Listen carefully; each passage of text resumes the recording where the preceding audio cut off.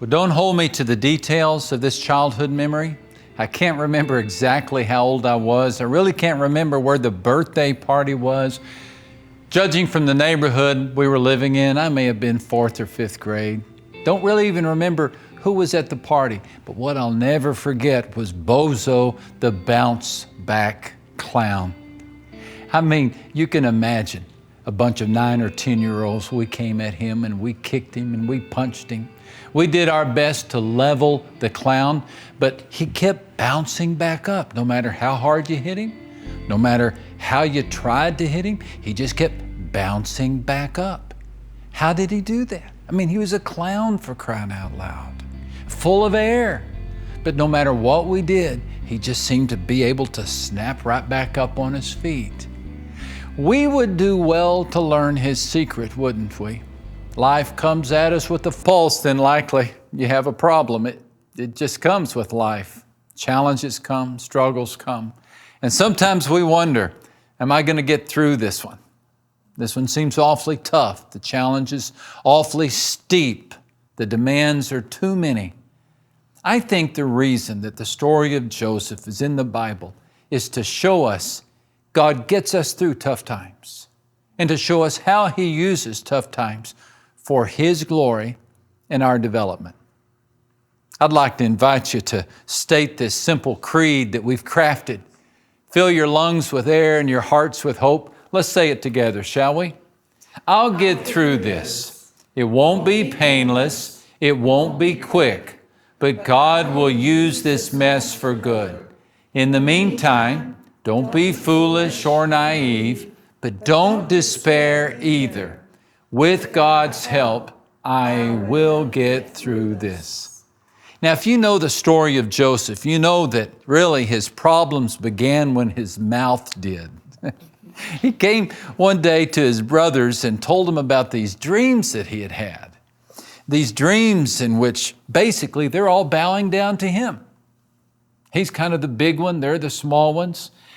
And they're the ones who are bowing down to him. Now, I don't know what he thought. I don't know, did he think his brothers were going to be excited about this?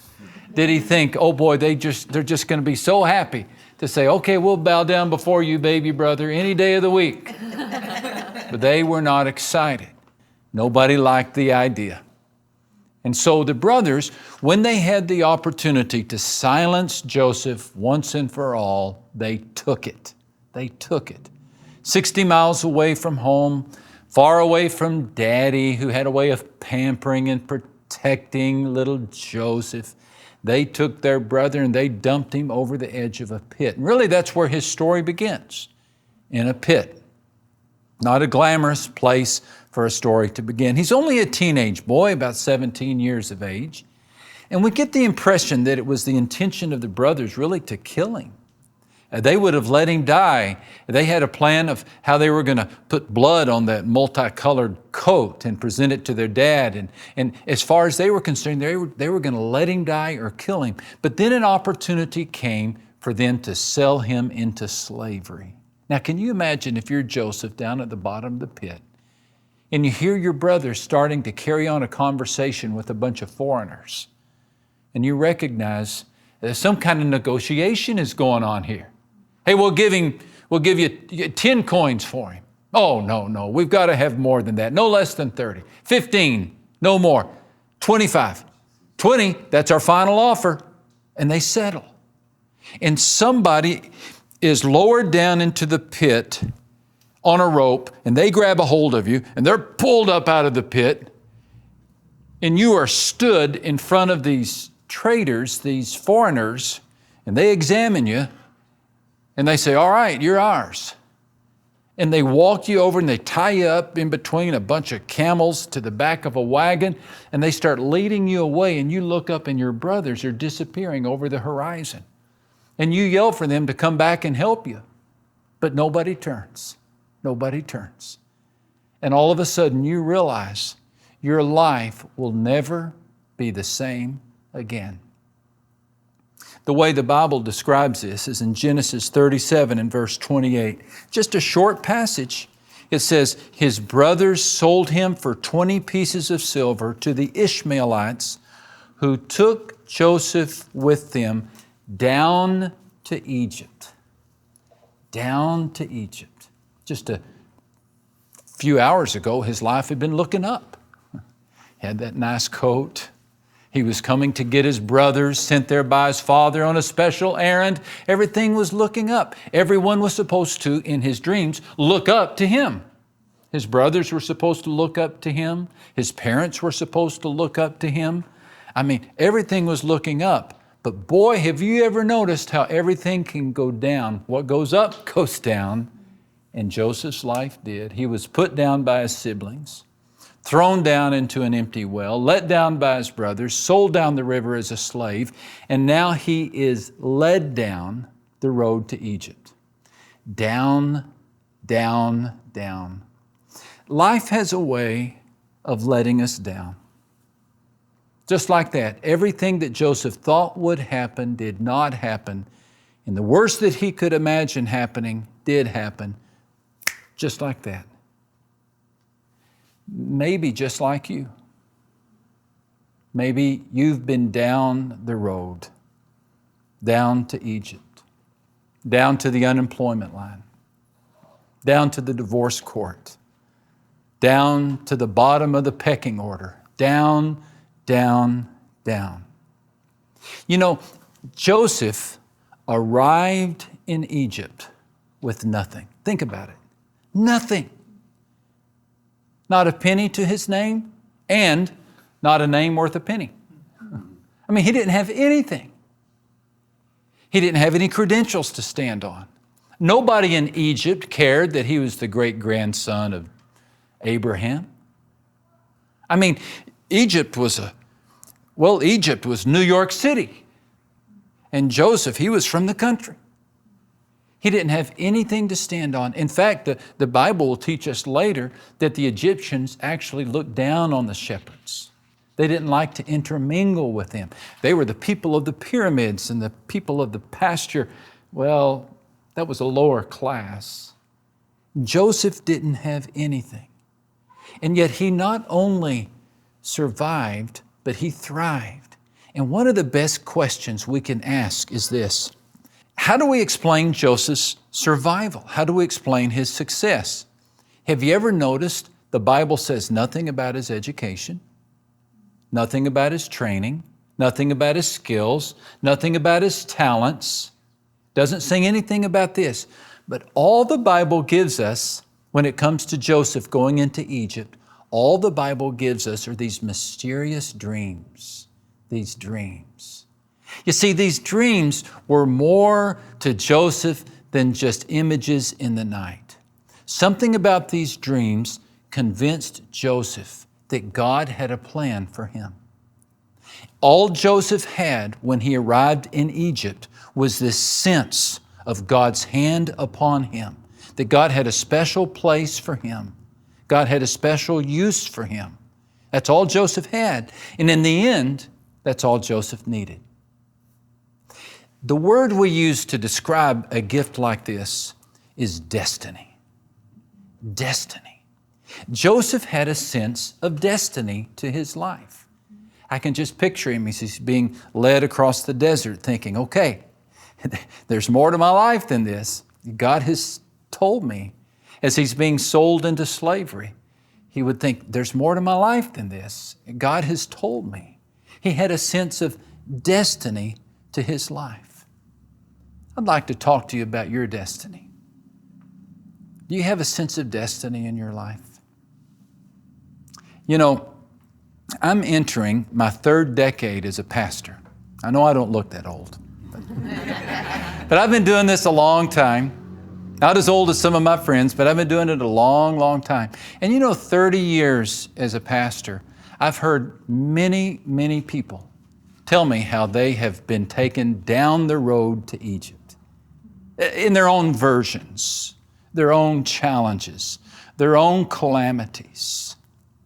And through the years, I've learned a great question to ask anyone who is passing through a time like this. And if you and I were having this discussion, after you had told me how life had been taking you down the road to Egypt, at a certain point, I would say this. I want to ask you a question. What is the one thing you still have that no one can take? What is the one thing you still have that no one can take? No one diminishes the fact, my friend, that life takes much from us. Life takes opportunities. Life takes our health. Sometimes life takes our loved ones and our friends. But this is a good question. What is the one gift, the one element of your life that no one can touch? The answer to that question is God's destiny. No one can touch it. They can take a lot of things from you. And life does take a lot of things. But no one can take your destiny.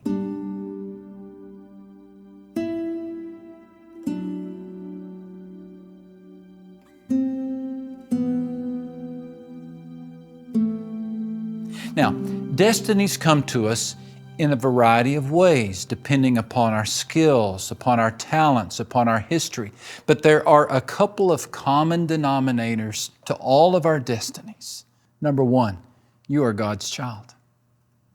You are God's child. Before you're a butler, a baker, or a cabinet maker, you're God's child. Before you're male or female or Asian or Hispanic, you are God's child. This means He chose you. He purchased you. He laid claim to you. He said, I want you to be a part of my eternal kingdom. Listen, nobody can take that from you. Yeah, they can take your job, might take your hair, but nobody can take away this simple truth. And you got to hang on to it like the parachute that it is.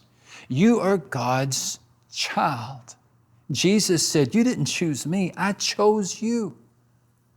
What does that mean? That means He examined your life from beginning to end, from birth to hearse. He saw every decision, good or bad, you were going to make, and He said, I want that child in my kingdom. You are His first choice. You're not His second choice. He doesn't have to choose you. He chose to choose you.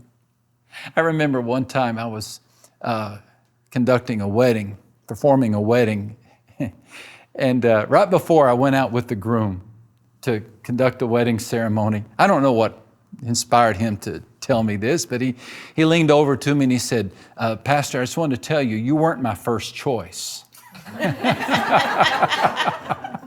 I said, I wasn't. He said, no, the guy I wanted to do this couldn't be here, so thanks for filling in. I said, well, thanks. So we went out and, and did the wedding. Listen, God's never going to say that to you. You were His first choice. He placed you on this planet in this generation with these skills in the place where you live for a purpose, for a reason. You are His first choice. You are His child. You got to hang on to that. You are His child. That's part of your destiny. And not only are you His child, you are His child forever. You are His child forever.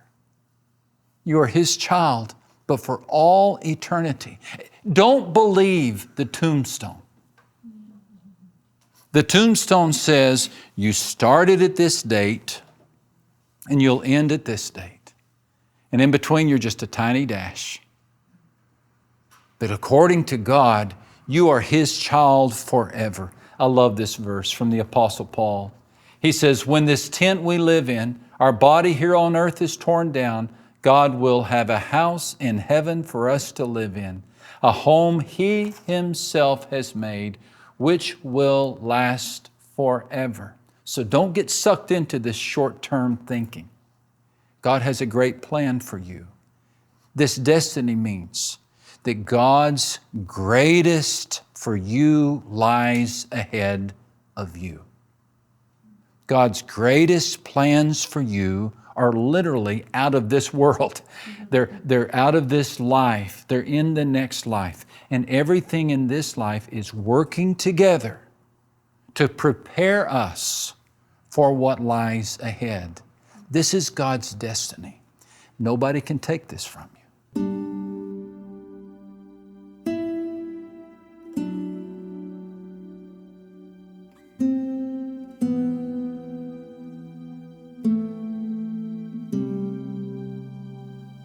Now you'll be led down the road to Egypt in some ways that you and I probably can't imagine at this point. But you got to hang on to your destiny.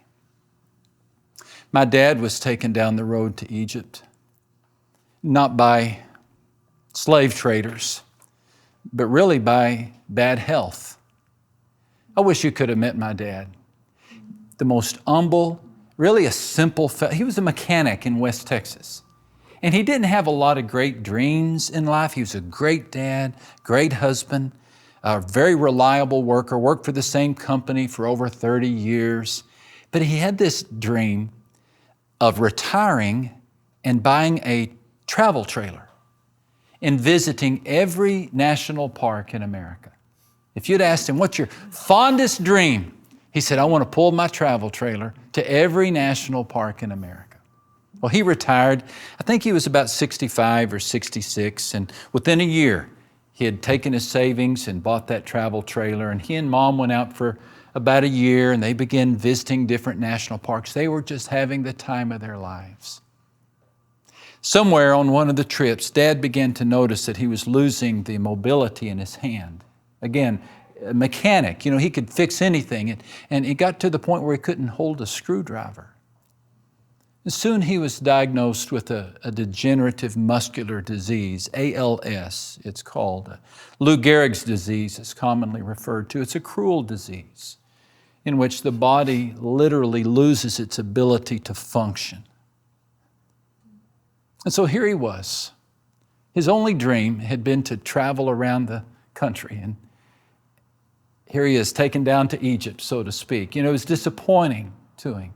My wife and I were living in Miami, Florida at the time. I was in my mid-20s, and I was preparing to move to South America to be a missionary in Brazil.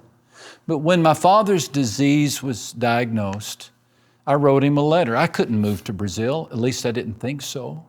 I couldn't move to Brazil knowing my dad had a terminal illness. Again, this is before email. This is back in the days of real letters. And so I wrote my dad a letter and I said, Dad, I don't think I should go to Brazil. Well, Dad wrote me a letter back. And I've kept it all these years. He was a man who would write short notes. This was a 4-page letter, And I carried this letter in my Bible for many, many years. Now I keep it safely protected. I don't carry it anymore for fear it'll fall apart. But listen to this paragraph. Here's a dying man writing this paragraph. He says, Max, in regards to my disease, and you're going to Rio de Janeiro, Brazil, that is really an easy answer for me, and that is go. That should be all that is necessary, but I do want you to know this. I must say to you that I have no fear of death or eternity. So don't be concerned about me. You go and please Him. Now, who can write a letter like that? I think a Joseph can. Somebody who has received the destiny that God has in store for them. Somebody who believes that the best of life is coming in the next life. Somebody who believes that God is still on the throne. Somebody who believes that they are God's child and that they are God's child forever. And yes, life takes us to Egypt every so often. And sometimes it just seems like the trip will never end. But because he embraced his destiny, he could face the difficulty with courage. It works like this. Let's say your company is laying off employees. And finally, your boss calls you into his office. He does his best, to let you down easy, but a layoff is a layoff. And so you begin that long walk back to your office and you begin cleaning out your desk. And all of a sudden, these thoughts of fear and anxiety start climbing into your brain. How am I going to pay my mortgage? How am I going to take care of my kids? Where am I going to find a job? And at that moment, you're being led down to Egypt, aren't you? But then you remember, it's not easy. You got to decide to do it. But then you say, okay, no, I'm going to remember my destiny. They may take my job, but I'm still God's child. And I may pass through a tough season, but you know what? I'm His for eternity. He's still on the throne. And all of a sudden, you begin to feel just a little bit of courage. And your back straightens and you kind of stand up a little bit and bingo. The devil didn't get you because you trusted your destiny. Or what about this one? Let's say your fiance calls you and he wants his ring back. The jerk, the bum, no good pond scum. Ever since he saw that new lady at the office, all those promises, all those dreams. And then you can feel the anger. You can feel your jaw tighten. You begin to plot how you're going to get back at him. You're just going to write off men forever. And just all of these thoughts start coming in. But then you think, yeah, but wait, what do I still have? What do I still have that no one can take? That no one can take. You know what? I'm still a daughter of God. I'm still a child of God. He bought me. He died for me. He claimed me. And I'm not just His child for a week. He won't break this promise like that guy did. He's made a covenant with me. And I'm going to hang on to it. And I'm going to listen to the voice of destiny. I really think Joseph must have done this. Because when he arrived in Egypt, he didn't have anything else. He didn't have anything else. He didn't have a penny. He didn't have any clothing. He didn't have any friends. He didn't have any clout. But it was just a matter of time before God took all that was intended for evil and turned it into something good.